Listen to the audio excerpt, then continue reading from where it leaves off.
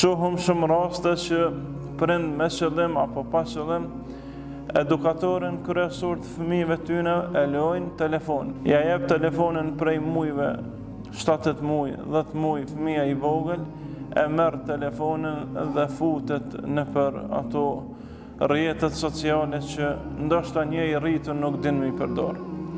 Ndërsa sipas atyne që e kanë prodhu telefonin dhe janë më të njohurit rreth tina, thonë se fëmija nuk bën me marr telefonin ma shumë se 10 minuta nditje deri sa t'i vën 16 vjet. Për shkak se e dobëson syrin, e dobëson mendjen, e dobëson të mendunit, trurin, e kështu me radhë. Ndërsa sot shumica jonë qalojnë në këtë aspekt. Krejt koha fëmijëve ju shkon të pa gjana që ndoshta një i madh me i pa frigohet prej tyne.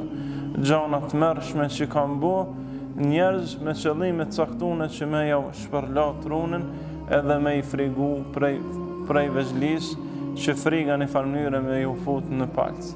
Andaj vllazni kushdo që nuk kujdeset për fëmijë dhe lejon mo që fëmija i tij me shiku çka ja shkatron ndoshta jetën e tij, kuptimin e tij rreth jetës, ka me dhënë përgjegjësi për Allahut dhul xhelal.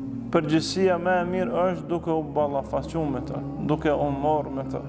Problemet që i kena në shoqni nuk largohen duke mos u marrë me to, duke i menjanu, duke i anashkalu, por zgjidhen duke punu fort rreth tyne. Statistikë tjetër e dhimbshme që e japin njerëzit që i kontrollojnë rrjetet sociale thonë se shumica e të rive prej moshës 12 vjeçare e deri ndoshta 20 vjeçare me orë tëna 10-12 orë që ndrojnë në telefon.